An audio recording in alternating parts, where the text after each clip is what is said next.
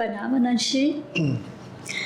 मैं इस बात के लिए नेचर का और आपका बहुत आभार प्रकट करती हूँ अपनी ओर से कि उसने मुझे आपकी तरह अग्रेसिव किया और मैं उस मोमेंट को फील कर पाई जो मेरी डिज़ायर थी, जो बात मेरे को ट्रिगर करती है और जो सच में मुझे चाहिए।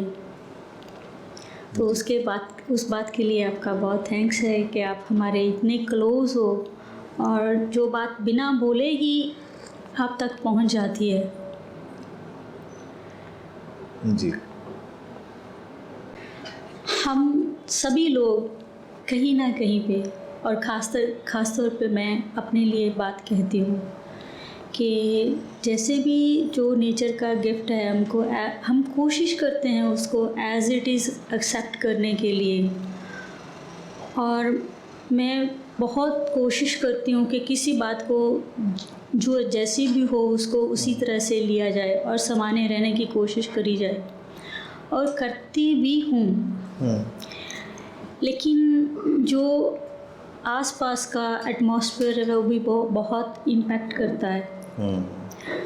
अगर उसकी वजह से किसी तरह की कोई डिस्टर्बेंस हो जाए तो उसको एडजस्ट करने में टाइम लगता है। जैसे कि जितना शांत पानी हो उसमें कुछ फेंके तो उतनी हलचल होती है, तो वो हलचल कुछ डिस्टर्ब करती है, उसको मैनेज करने के लिए टाइम लगता है। और उस समय जो अवेयरनेस है वो कहीं गुम हो जाती है, तो उस बात का मलाल रहता है कि इसको ये कैसे हो गया, नहीं होना चाहिए था मेरे से। किसी और पे इसका कोई फोकस नहीं होता, लेकिन मेरे से वो किनारा छूट गया। लाइफ में ये सारी चीज़ें जो है ना, ये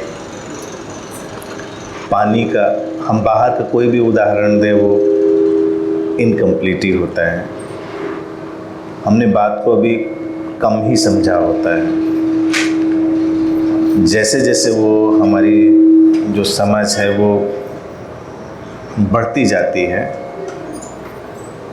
तो ये जो डिस्टरबेंस है वो ख़त्म होता रहता है। जैसे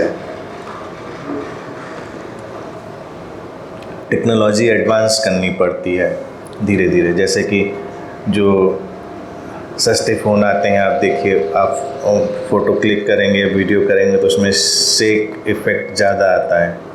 फिर जैसे जैसे फ़ोन एडवांस होते चले जाते हैं या कैमरे एडवांस होते चले जाते हैं, तो आप वीडियो करते हुए आप हाथ ऐसे भी कर देंगे तो उसमें वो शेक इफ़ेक्ट नहीं आता।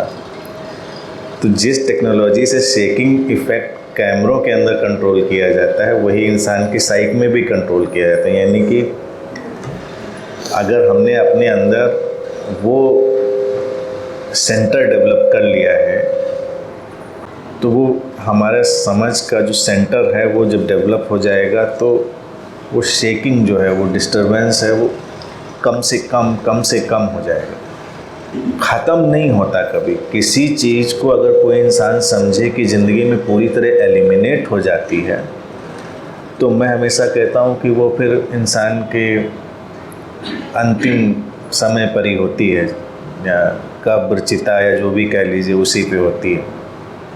मिनिमम होती है, देर तक नहीं रहती। किसी सीकर का जो सक्सेस रेट है वो कैसे मापना चाहिए कि कोई परिस्थिति आई, उसने हमको झकझोरा। कुछ लोग तो पूरी ज़िंदगी उसे में हिलते रहते हैं, उनको छेड़ दो पुरानी बात 25 साल पहले की 30 साल, अभी भी वो उतनी ही उत्तेजना में, उतने ही दुख में। अब सीकर का सक्सेस रेट यहीं से, इसी मेजरमेंट से मापा जाएगा कि आप पहले जिस चीज़ में महीनों जूझते थे, फिर आप उसमें हफ्तों जूझते हैं, फिर दिनों जूझते हैं, और फिर आप कभी कभी ये है कि वो परिस्थिति का ब्लो आया, आपने उसको देखा और जल्दी ही आप बाहर हो गए उसके। आएगा तो ऐसा नहीं कि वो आएगा नहीं, वो थोड़ा तो आएगा, लेकिन जितनी जल्दी आप बाहर हो गए, never like you become like memory foam, कि प्रेशर पड़ा तो गड्ढा बन गया, वहाँ पे जैसे आपने हाथ हटाया वो अपने ठीक जगह पे वापस आ गया। तो understanding is like memory form. Pressure का अपना निशान आएगा, लेकिन वो टिकेगा नहीं। कितनी जल्दी इवेपोरेट हो जाता है, कितनी जल्दी चला जाता है। अगर वो आता ही नहीं है तो इसका मतलब डेड हो चुके हैं हम। अगर हमको कुछ भी नहीं आता तो हम फिर हैं ही नहीं, हम तो ख़त्म हो चुके हैं। दुनिया में कोई भी इंसान हो, इसीलिए देखिए हम हमेशा एक चीज़ उदाहरण देते हैं कि भारत में बड़ा विचित्र सा हमने प्रयोग किया, और कितना विचित्र ये है कि यहाँ वो कहेंगे कि जो भगवान कृष्ण हैं उनको पूर्ण अवतार मानते हैं, पूर्ण अवतार। अब उस बहस में किसी को जानने की ज़रूरत नहीं कि ये था वो था, वो इन क्यों कहा होगा भारतीय मनीषा ने, भारतीय दर्शन ने पूर्ण अवतार। उसकी पूरी साइंस है, उनकी पूरी सोच है। और उनको देखिए हर परिस्थिति में रमे हुए जो व्यक्तित्व दिखाया है, वो युद्ध हो, प्रेम हो, ज्ञान हो, झूठ बोलना भी हो। मौके पे आया, कोई ज़रूरत पड़ी तो झूठ बोल के भी निकल गए। ये नुकसान किसी का नहीं कर रहे, यानी कि आप कसम खा के बैठते हैं मैं जीवन में हमेशा सत्य बोलूँगा। अब हमारे सत्य बोलने से आपकी गर्दन कट जाए तो हम काहे को बोलेंगे? हमारे झूठ बोलने से आपकी गर्दन बच जाएगी, मैं बिल्कुल झूठ बोलूँगा, क्यों नहीं बोलेंगे? तो कृष्ण का एटीट्यूड वो है। तो वो कहते हैं वो ह्यूमन है, वो कल्याण की परिस्थिति में ढल जाते हैं, वो रिजिड नहीं है। अगर जीवन में इतना प्रेम, इतना रोमांस, जैसा कि आप उसी को मान लीजिए, जैसा लिटरेचर कहता है, तो आदमी फील तो करता ही होगा कुछ ना। पत्थर या लकड़ी जैसा तो नहीं होगा कि वो बिल्कुल एक्टिंग कर रहा है, बांसुरी बजा रहा है, लेकिन कुछ फील करता होगा। युद्ध में जब अचानक वो खड़े हो जाते हैं तो फील ही तो होता होगा कि ये परिस्थिति युद्ध के लायक है, हमको खड़ा होना है इस परिस्थिति में। लेकिन जब हम लौटकर अपने साधु संत महात्माओं पर आते हैं तो वो तो इतने पहुँचे हुए कि उनको कुछ होता ही नहीं, वो तो बिल्कुल पत्थर से बैठे हुए कहेंगे हमको नहीं ये परिस्थिति। यानी कि परिपूर्णता वो है या ये है परिपूर्णता कि कुछ छुएगा ही नहीं। लेकिन कृष्ण की विशेषता ये है कि वो लाइक मेमोरी फोम, बस परिस्थिति आई गए, वो वहीं के वहीं हैं, उन पे अंतर नहीं, लेकिन परिस्थिति का क्विक रिस्पांस तो आएगा। तो अब इधर के साधु संत प्रिटेंड ये करने लगे कि सूचना आ जाए कि आपका कोई लव्ड वन गुजर गया तो उठ के नाचने लगे वो, या बत्तीसी निकाल दें, या तो हमको दुखी नहीं पकड़ा।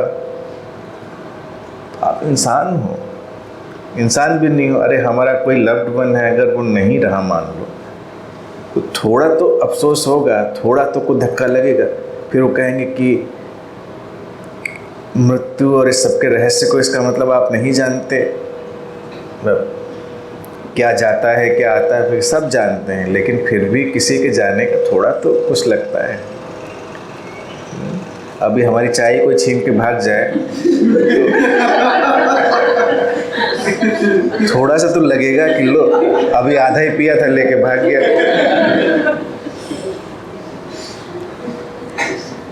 इंसान जिंदा है तो महसूस करेगा, लेकिन उसमें अटकेगा नहीं, क्विक रिस्पांस बाहर। जिस दिन वो महसूस करना बंद कर देगा वो डेड हो जाएगा। तो डेड लोगों को हमने सेंट बना लिया। तो डेड लोग कभी सेंट नहीं होते। सारी भावनाएं स्पर्श करती हैं, सब कुछ होता है, लेकिन उनमें टिकना बिल्कुल भी नहीं होता, टिकता नहीं उसमें।